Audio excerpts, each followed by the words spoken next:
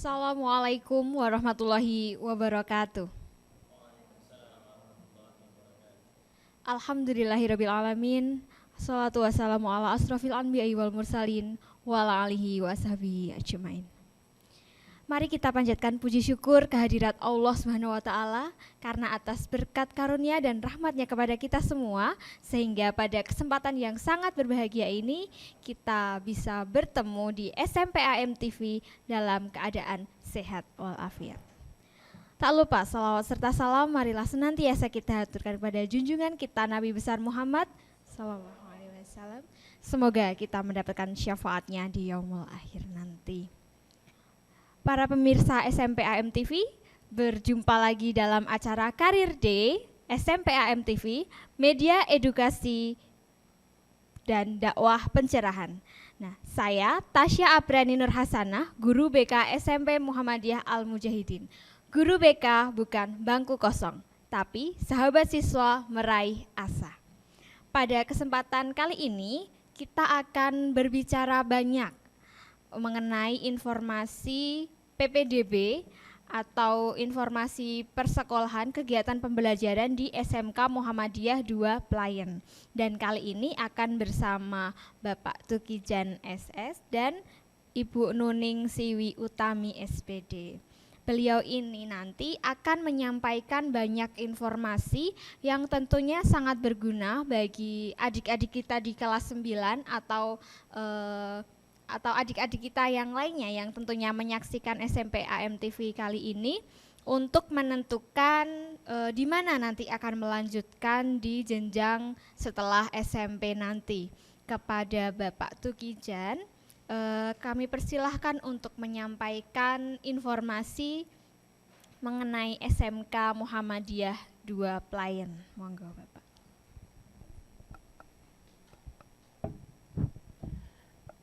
Sebelumnya, Assalamualaikum warahmatullahi wabarakatuh. Alhamdulillahirabbil alamin.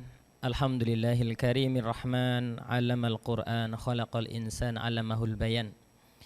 Asyhadu an la ilaha illallah wahdahu la syarika lahu wa asyhadu anna Muhammadan 'abduhu wa rasuluh. La nabiyya wa la rasula ba'dah. Alhamdulillah, kita terus bersyukur kepada Allah Subhanahu wa taala. Di hari yang cerah ini kita bisa berkumpul di tempat ini untuk sama-sama mengapresiasikan SMK sekolah kami dan juga tentunya SMP Al Mujahidin. Nah, namun sebelumnya setelah kita bersyukur dan juga memuji Allah Subhanahu wa taala, tidak lupa sholawat dan salam mudah-mudahan senantiasa Allah limpahkan kepada junjungan kita Nabi Muhammad sallallahu alaihi wasallam yang kita terus berdoa, berharap serta berikhtiar mudah-mudahan atas izin Allah Subhanahu wa taala kita semua yang hadir di sini, semua pemirsa, keluarga besar SMK Muhammadiyah 2 Playen, keluarga besar SMP Al Mujahidin, termasuk orang-orang yang kelak mendapatkan syafaat dari beliau. Allahumma amin ya rabbal alamin. Sebelumnya kami dari SMK Muhammadiyah 2 Playen mengucapkan banyak terima kasih kepada khususnya Bapak Kepala Sekolah Bapak Agus Suroyo yang telah memberikan kesempatan kepada kami untuk menyajikan, mempresentasikan berkaitan dengan SMK Muhammadiyah 2 Playen, dan juga tentunya kepada tim yang setelah juga membantu kegiatan ini sehingga mudah-mudahan ke depan kita bisa sama-sama lebih bermanfaat lagi untuk umat. Kemudian yang selanjutnya kita dari keluarga besar SMK Muhammadiyah 2 Playen, saya perkenalkan terlebih dahulu saya sendiri, Bapak Tukijan. Saya selaku guru Ismuba dan juga wakil kepala urusan Ismuba di SMK Muhammadiyah 2 Playen. Kemudian di samping kiri saya ada Bu Nuning Siwi Utami SPD. Beliau sebagai guru otomatisasi tata kelola perkantoran. Nah, pemirsa yang dirahmati oleh Allah Subhanahu wa taala, sedikit kami sampaikan secara umum gambaran SMK Muhammadiyah 2 Playen. Jadi SMK Muhammadiyah 2 Playen itu sekolah yang saya kira berada di pinggiran kota karena letaknya berada di pelayan yang mungkin pelayan setelah pelayan itu nanti sudah beda kabupaten. Nah, untuk itu saya sampaikan, meskipun SMK Muhammadiyah 2 Pelayan berada di pinggiran, tetapi insya Allah kita tetap terus berusaha untuk bisa menjadi manfaat bagi umat. Nah, apa saja yang ada di SMK Muhammadiyah 2 Pelayan? Yang pertama, kita punya moto. Moto kita Islami, berbudi, dan berprestasi. Itu yang sering kita gaungkan kepada siswa-siswa kita, kepada anak didik kita. Yang pertama, agar kita menjadi orang-orang yang Islami, tentunya harapan kita semuanya, tentunya juga harapan orang tua agar kelak di akhirat mendapatkan syafaat atas anak-anak kita. Kemudian selain Islami, berbudi, punya akhlak yang mulia, dan juga tentunya berprestasi. Ya, untuk SMK Muhammadiyah 2 Pelayan itu beralamatkan di Jalan Mantos, kilometer 1, Jatisari, Pelayan Gunung Kidul. Kemudian yang selanjutnya, dalam rangka untuk mewujudkan moto kita di SMK Muhammadiyah 2 Pelayan, yaitu Islami, berbudi, dan berprestasi, kita menggandeng Pondok Pesantren Ar-Ruhama untuk kita jadikan kolega sebagai partner dalam rangka untuk menjadikan anak-anak didik kita menjadi lebih Islami. Apa saja yang kita agendakan, kita kerjasamakan dengan sana. Nah, insya Allah nanti bagi anak-anak yang berkenan untuk sekolah SMK Muhammadiyah 2 Pelayan dan juga berkenan mondok, kita akan berikan beasiswa berupa gratis SPP. Nah, kemudian di sana kita akan kerjasama dalam rangka kelas tahfidz dan kelas tilawah. Jadi untuk meningkatkan atau kemudian juga mengasah kemampuannya dalam bidang tahfidz dan tilawah. Kemudian yang lain berkaitan dengan SMK Muhammadiyah 2 Pelayan. SMK Muhammadiyah 2 Pelayan ada 4 jurusan yang insya Allah nanti akan dijabarkan oleh teman saya, Bu Nuning. Barangkali ini sedikit gambaran awal terlebih dahulu berkaitan dengan SMK Muhammadiyah 2 Pelayan. Untuk lebih detailnya saya berikan kepada Bu Nuning. Terima kasih untuk kesempatan yang telah diberikan. Sebelumnya, Assalamualaikum warahmatullahi wabarakatuh. Apa kabar adik-adik yang ada di rumah? Semoga senantiasa dalam keadaan sehat walafiat. Bagaimana belajar di rumah? Masih menyenangkan bukan? Lebih senang daripada belajar di sekolah atau bagaimana?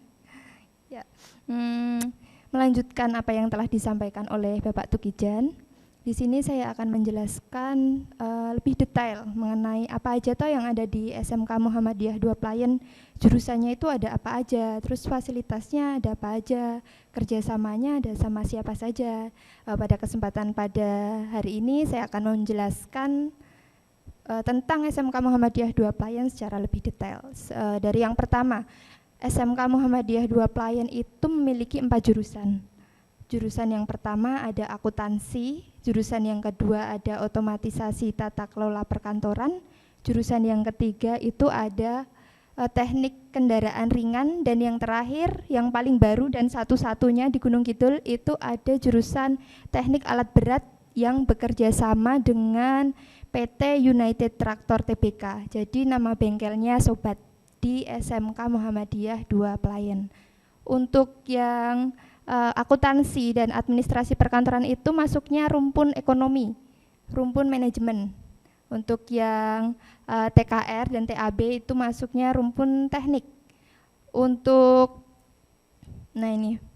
ini tadi yang sudah dijelaskan oleh Bapak Tukijan. Program-program pendidikan ini nanti akan kita bahas setelah kita membahas mengenai jurusan. Mungkin di sini saya akan ngasih bocoran nih, apa aja yang kita pelajari kalau kita masuk jurusan akuntansi, apa aja yang akan kita pelajari kalau kita masuk jurusan perkantoran. Nanti akan kita bahas tidak detail sih, hanya secara garis besarnya, biar adik-adik nanti kalau mau memilih jurusan itu udah tahu, oh kalau aku milih jurusan akuntansi itu belajarnya apa aja, kalau aku milih jurusan perkantoran aku harus belajar apa. Nah, ini saya jelaskan secara garis besarnya. Mungkin nanti Bapak Tukijan bisa menambahkan atau mengoreksi kalau saya ada salah informasi.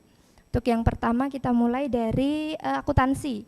akuntansi dari namanya pasti di pikiran adik-adik, aduh apaan nih akuntansi? Akuntansi main duit ini ya, ngitung-ngitung duit terus ya atau apa? Belajar matematika terus. Oke. Sebenarnya yang namanya akuntansi itu tidak melulu tentang angka-angka, karena yang namanya ilmu itu kan pasti ada yang namanya teori, ada yang namanya praktik. Nah, untuk yang di akuntansi ini selain kita belajar tentang angka-angka, kita juga belajar tentang ilmu-ilmu ekonomi.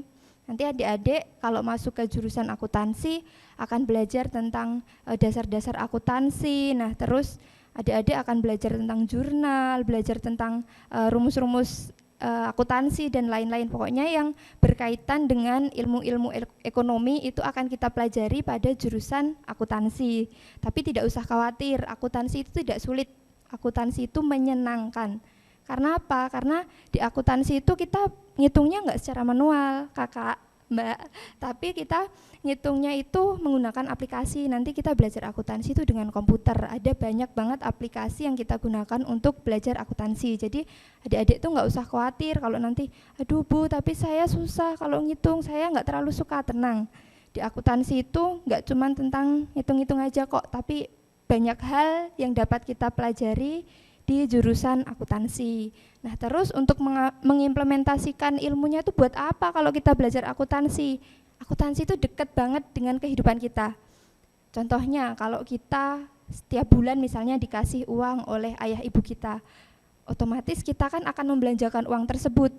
Tapi kadang di tengah jalan nih, masih tengah bulan, kok uangnya yang dikasih itu udah habis ya, uangnya kemana? Nah, itu berarti manajemen keuangannya kurang bagus, kurang tertata. Nah, terus uangnya itu habis buat apa? Nggak ada catatan. Nah, kita implementasikan ilmu akuntansi kita untuk kehidupan sehari-hari. Untuk itu, misalnya hari ini aku jajan apa ya? Dicatat, pengeluarannya berapa, terus dikasih ayah ibu berapa, dicatat, terus uangnya itu dipakai untuk apa, dicatat. Jadi nanti kalau uangnya habis, kita tahu, oh uangnya habis buat beli ini, uangnya habis buat beli itu. Jadi nanti di akhir itu bisa dievaluasi, oh aku terlalu banyak pakai beli-beli yang nggak penting nih, mungkin bulan depan aku harus ngurangin, nggak boleh beli-beli ini lagi. Nah, itu hal yang paling simpel yang dapat kita terapkan kalau kita mempelajari ilmu akuntansi. Tentunya untuk lebih kompleksnya, untuk lebih tingkatannya lebih tinggi, nanti kalau kita udah lulus SMK, udah belajar akuntansi, kan orang-orang kalau mikirnya SMK itu langsung kerja. Tenang, di SMK itu nggak hanya langsung kerja, kita juga bisa kuliah. Ibu Nuneng dulu juga dari SMK, bisa kuliah, bisa ngambil jurusan apa aja, sama dengan kesempatannya dengan anak-anak yang jurusan SMA. Jadi adik-adik nggak usah ragu kalau nanti misalnya aku pengen akuntansi di SMK, tapi aku takut, aku nggak bisa kuliah. Jangan ada pikiran seperti itu ya. Mulai hari ini, mau kalian sekolah di SMA atau SMK, kesempatan untuk kuliah itu sama, terbuka lebar. Kalian bisa milih jurusan apa aja yang kalian mau. Oke, lanjut lagi ya. Tadi setelah kita lulus, kita bisa kerja apa? Banyak di akuntansi. Contohnya alumni-alumni kita banyak yang kerja di koperasi simpan pinjam atau koperasi-koperasi yang lain. Ada juga yang kerja di dinas-dinas, karena sekarang kan banyak ya Mbak lowongan yang spesifikasinya membutuhkan lulusan SMK jurusan akuntansi. Sekarang banyak banget lowongan-lowongan itu. Kita bisa daftar kerja dengan ijazah kita SMK jurusan akuntansi. Belum lagi kalau kita mau kuliah, banyak banget jurusannya. Ada. Kalau yang mau sama, ada nih jurusan pendidikan akuntansi. Ada juga akuntansi murni, atau bisa ambil ilmu-ilmu ekonomi atau sosial yang lainnya. Itu tergantung minat dan bakat adik-adik. Terus untuk prakteknya di sekolah, untuk mengimplementasikan ilmu yang kita dapat langsung ke masyarakat, kita juga punya bank mini syariah. Nah, mantap kan? Jadi sambil belajar kita langsung praktek nih. Oh, gimana kalau ada nasabah datang? Apa yang harus kita lakukan? Terus alat-alatnya apa aja? Itu udah ada di bank mini syariah. Tuh. Terus untuk kerjasamanya, kalau di SMK itu kan ada magang ya. Biasanya di kelas 11 naik kelas 12. Nah, itu kita juga magangnya, ada yang magang ke dinas, ada yang magang ke organisasi masyarakat, atau ada juga yang di kelurahan, kecamatan, tergantung kebutuhan. Kita juga udah menjalin kerjasama sama banyak organisasi dan instansi. Jadi adik-adik tidak usah ragu kalau misalnya nanti takut kesusahan kalau mau magang atau apa itu sudah dipersiapkan oleh sekolah. Terus untuk yang jurusan kedua ada otomatisasi tata kelola perkantoran. Nah itu kebetulan jurusan saya guru di otomatisasi tata kelola perkantoran. Saya dulu juga lulusan SMK, jadi saya merasa bangga saya SMK, dan walaupun saya SMK tapi saya bisa bersaing sama anak-anak SMK, sama anak SMA untuk masuk ke perguruan tinggi. Gak usah takut, yang penting usaha dulu. Kalau yang di otomatisasi tata kelola perkantoran itu ya hampir sama dengan akuntansi. Kita mempelajari ilmu ekonomi, tapi kalau yang di akuntansi itu kan lebih spesifik ke keuangan. Nah, kalau yang di perkantoran itu lebih luas. Jadi kalau kita belajar di perkantoran, kita belajar tentang kearsipan. Gimana sih cara nyimpen surat, nyimpen dokumen, biar kalau dibutuhkan itu kita gampang ketemunya dan nggak rusak. Jadi lebih menghemat waktu kan. Kadang kita ini aja ya kalau di rumah nyimpen kakak, nyimpen fotokopi yang lain-lain, kalau mau cari kan kita susah. Nah itu kan karena kita nyimpennya nggak teratur, nggak tertib, nggak sesuai dengan kaidah ilmu yang berlaku. Nah kalau di perkantoran kita akan belajar itu bagaimana cara menyusun dokumen-dokumen itu supaya tetap aman, mudah ditemukan. Poinnya itu aman dan mudah ditemukan. Selain belajar kearsipan, kita juga belajar banyak hal. Kita belajar tentang persuratan, gimana cara buat surat sampai mengirimnya. Terus kita belajar tentang humas protokoler. Nah, humas protokoler itu gimana sih caranya kalau misalnya kita menyambut tamu-tamu kenegaraan atau tamu-tamu penting. Nah, itu kan kayak kalau misalnya kita orang awam itu kita nggak taunya ya kalau nyambut orang itu ya udah yang penting sopan. Nah ternyata itu nggak kayak gitu. Kalau di perkantoran itu kita pelajari, bahkan itu ada undang-undangnya, jadi kita pelajari di jurusan perkantoran. Setelah humas protokoler kita juga akan belajar teknologi perkantoran. Nah ini yang paling penting di era digital seperti sekarang ini, apalagi sekarang serba online, serba digital. Nah ini anak-anak perkantoran dituntut untuk bisa melek teknologi untuk mengikuti perkembangan zaman. Nah, di pelajaran teknologi perkantoran ini nanti anak-anak akan belajar cara menggunakan komputer, berikut aplikasi-aplikasi yang banyak itu nanti kita akan pelajari. Terus kita akan belajar tentang telekonferensi, termasuk web meeting tapi dengan online, seperti anak-anak kalau belajar di rumah dengan bapak ibu guru. Nah itu nanti akan kita pelajari tapi lebih detail. Seperti itu. Terus untuk yang teknik kendaraan ringan, ini rumpun teknik. Saya tidak akan menjelaskan terlalu banyak karena itu bukan ranah saya. Tapi yang dipelajari di teknik kendaraan ringan ini tentu saja berkaitan dengan mesin-mesin. Kalau misalnya adik-adik ada yang dari dulu suka bongkar pasang motornya ayahnya, misalnya motornya ayahnya dibongkar tapi nggak bisa balikin lagi. Nah itu kalau di jurusan teknik kendaraan ringan akan diajari gimana caranya, nama-nama komponennya apa aja, terus mengidentifikasi kalau ini nggak nyala yang rusak apa, terus harus bagaimana dan lain-lain. Nah itu akan dipelajari di jurusan teknik kendaraan ringan. Nah ini kerjasamanya juga luas banget. Kalau adik-adik nanti lulus dari jurusan ini, adik-adik bisa melanjutkan kuliah atau langsung bekerja biasanya untuk jurusan ini kerjasamanya dengan perusahaan-perusahaan internasional. Contohnya ada Astra, itu yang paling banyak ya, Astra, perusahaan-perusahaan yang otomotif yang ada di Cikarang sana atau ada di kota-kota lain. Ya, ini biasanya adik-adik cowok ini banyak yang minat karena mungkin suka otomotif, terus peluang kerjanya juga bagus. Terus kalau mau kuliah juga jurusannya ada, jadi nggak usah bingung, nggak usah ragu. Kalau misalnya mau ngambil jurusan teknik boleh ambil jurusan teknik kendaraan ringan. Terus untuk yang terakhir ini jurusan yang paling baru dan satu-satunya di Gunung Kidul, baru buka tahun ini, jurusan teknik alat berat. Nah ini juga bagus karena bengkel kami, bengkel teknik alat berat itu bekerja sama di bawah naungan United Tractor Tbk. Jadi kalau kita mau punya alat atau prosedur kerjanya itu sesuai dengan SOP dari United Tractor. Bukan hanya SOP-nya aja, tapi nanti siswa juga diberikan kesempatan untuk praktek di bengkel mereka, di bengkel PT United Tractor. Di sini kalau yang paling dekat Semarang, atau ada juga yang di Cikarang. Oke, setelah praktek nanti lulusnya gimana?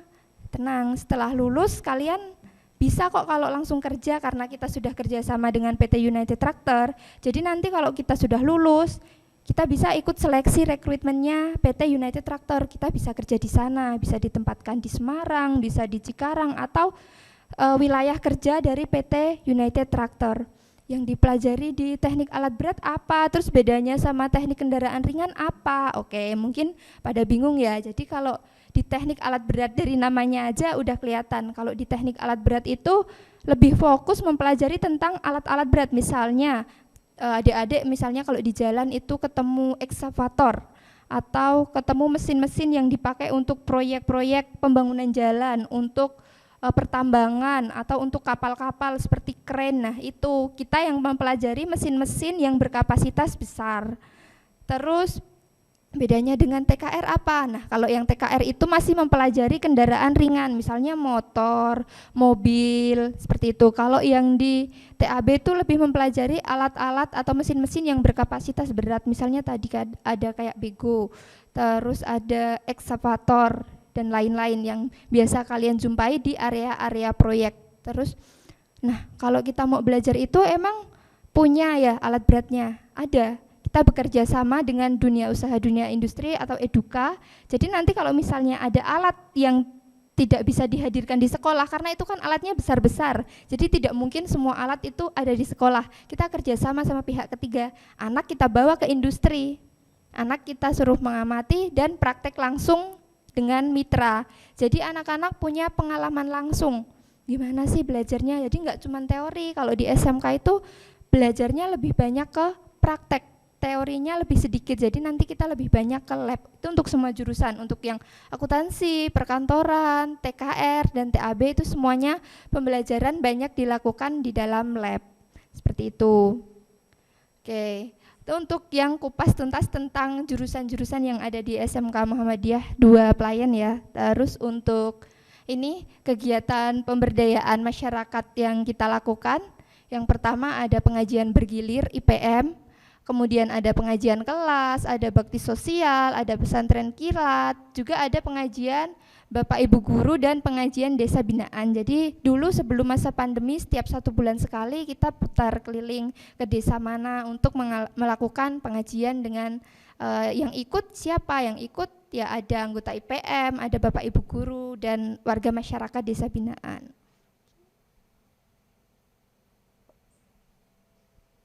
Oke, berikut yang sudah saya jelaskan. Mungkin untuk fasilitas-fasilitas lain yang akan adik-adik dapat apabila adik berniat untuk bergabung di sekolah kami akan disampaikan oleh Bapak Tukijan.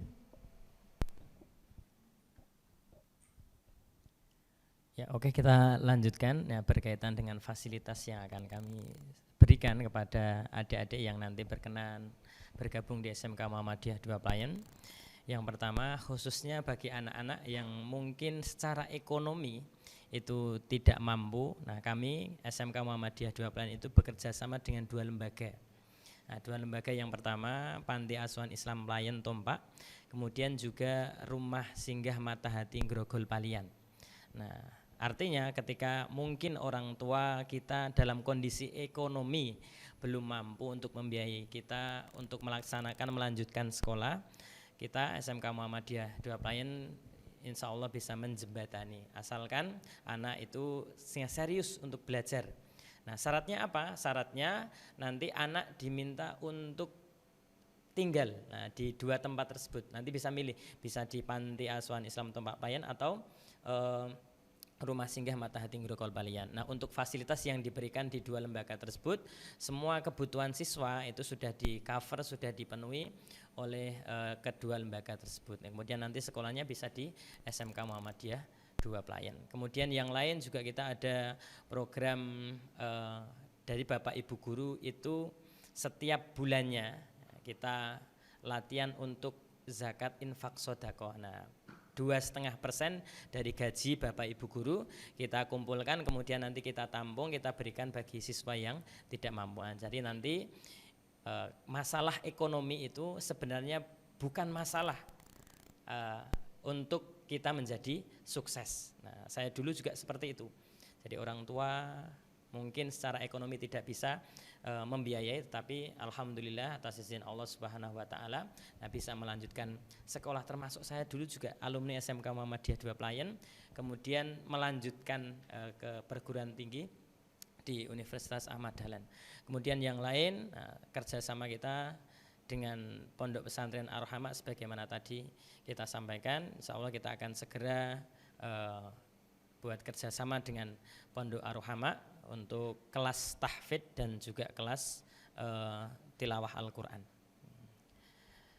Para pemirsa yang dirahmati oleh Allah Subhanahu wa taala, kemudian ada satu kalimat yang sering saya sampaikan, kebetulan dulu dalam rangka PPDB SMK Muhammadiyah 2 Playen itu sering mengadakan motivasi. Jadi saya sebagai motivatornya itu punya slogan awal, kita jadikan yang biasa menjadi luar biasa. Tetapi bagaimana yang sudah luar biasa seperti anak-anak kita, siswa-siswi SMP Al-Mujahidin saya rasa sudah menjadi orang yang luar biasa. Kita tambahkan slogannya, kita jadikan yang luar biasa menjadi semakin istimewa.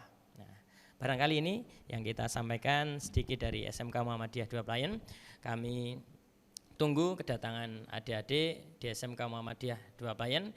Kita sama-sama berjuang menjadi orang-orang yang islami, berbudi dan berprestasi. Demikian, mohon maaf. Assalamualaikum warahmatullahi wabarakatuh. Waalaikumsalam warahmatullahi wabarakatuh. Demikian tadi informasi yang sudah disampaikan oleh Bapak Tukijan dan Ibu Nuning. Tentunya informasi yang sangat membantu adik-adik kita untuk menentukan studi lanjut setelah SMP nanti. Tadi disampaikan di SMK Muhammadiyah 2 Playen itu juga sudah bekerja sama dengan banyak perusahaan nasional dan internasional seperti itu ya Ibu. Nah, juga ada bisa di boarding di pondok seperti itu ya Bapak. Nah, apabila nanti membutuhkan informasi lebih lanjut seputar SMK Muhammadiyah 2 Playen atau informasi PPDB lainnya, bisa menghubungi kontak di SMK Muhammadiyah 2 Playen. Nah, untuk diskusi atau atau pembicaraan pada hari ini dirasa cukup. Banyak kesalahan dari saya selaku pembawa acara, saya mohon maaf yang sebesar-besarnya. Terima kasih Bapak, terima kasih Ibu sudah menyampaikan informasi yang luar biasa. Saya akhiri, Assalamualaikum warahmatullahi wabarakatuh.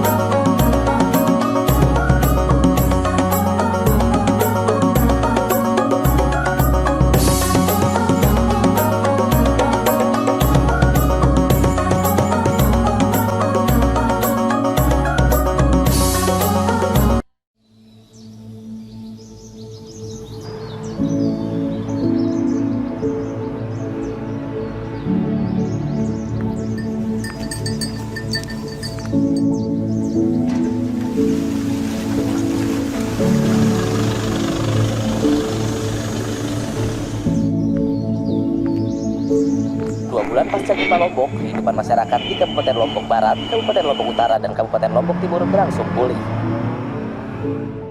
Dalam hidup ini akan selalu ada tantangan baru dengan peluang dan harapan untuk membuat hidup orang banyak menjadi lebih bermakna.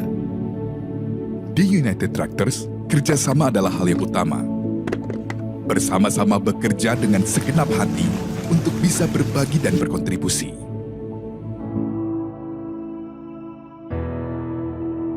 Meskipun berasal dari latar belakang beragam, kami mewujudkan tujuan yang sama, yakni mengabdi untuk negeri.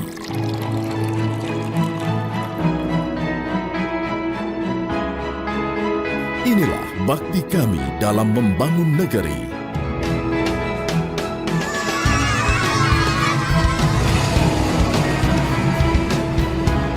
United Tractors, perusahaan distributor alat berat terkemuka di Indonesia, berdedikasi untuk menjadi mitra usaha yang dapat memberikan solusi terbaik, menjunjung tinggi kerjasama dalam sinergi demi mencapai keberhasilan bersama.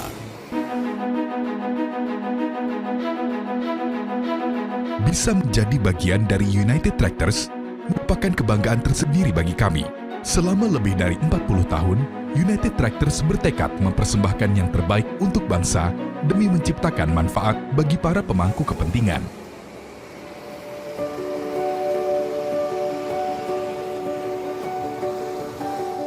United Tractors hadir dalam menjawab tantangan di bidang distribusi alat berat untuk berbagai sektor di Indonesia, seperti sektor konstruksi,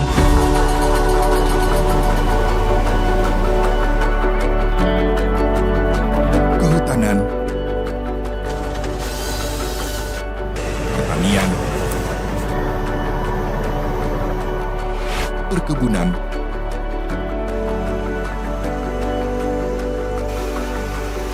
transportasi,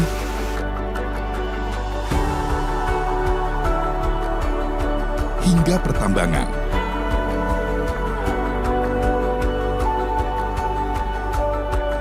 Kami berkomitmen untuk memberikan yang terbaik dengan menghadirkan produk-produk dari merek ternama dunia, yaitu Komatsu, UD Trucks, Scania,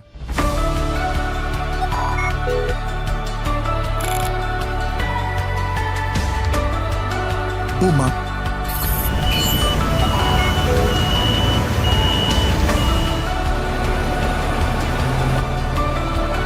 dan Tadano.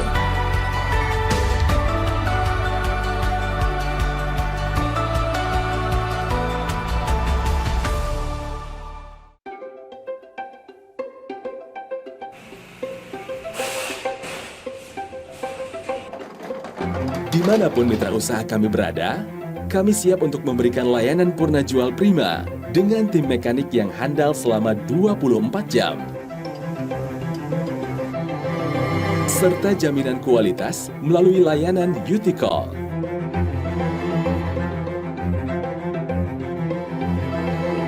Dalam bekerja, kami menjalankan tugas dan tanggung jawab dengan sepenuh hati. Selalu menjadi yang terdepan dan proaktif dalam memberikan solusi terbaik. Dengan penuh integritas dan totalitas dan keterbukaan untuk bisa menjawab seluruh kebutuhan pelanggan.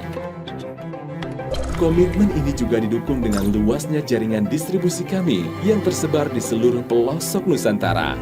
Di setiap kesempatan, kami menyambut peluang baru. Kami bersinergi dengan Prinsipal untuk menghadirkan teknologi terkini yang terintegrasi dengan UT Command Center, sebuah terobosan digitalisasi dibangun UT secara masif. UT Command Center merupakan pusat kendali operasi untuk memberikan solusi demi menjamin kualitas dan meningkatkan produktivitas alat berat mitra usaha UT. Melalui UT Command Center, pelanggan dapat mengetahui informasi terkini dari unit secara langsung, serta status suku cadang yang dipesan melalui UT Mobile Apps. United Tractors percaya bahwa kesuksesan bisa dicapai dengan bersinergi dan mengedepankan kepentingan bersama, agar kami bisa tumbuh dan berkembang bersama pelanggan. Dedikasi ini juga tertuang ke dalam lini bisnis kami melalui bisnis mesin konstruksi.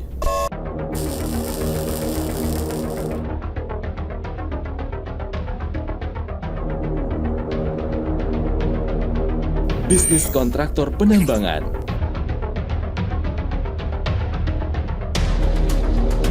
mengoptimalisasi potensi sumber daya alam dengan bisnis pertambangan, mengembangkan infrastruktur negeri melalui bisnis industri konstruksi, hingga menyalurkan listrik melalui bisnis energi untuk berbagai lini kehidupan.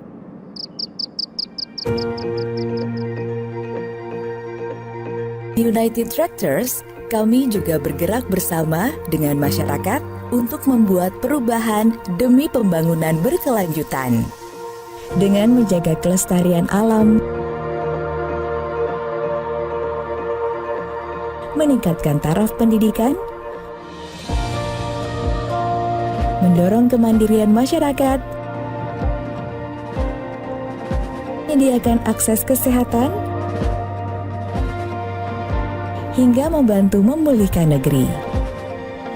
Kepercayaan yang diberikan kepada United Tractors membuat kami tidak akan pernah berhenti untuk terus meningkatkan kinerja dan memberikan inovasi. Kami akan terus maju, bergerak bersama, bersinergi memberikan nilai lebih dan berkontribusi bagi negeri demi kehidupan yang lebih baik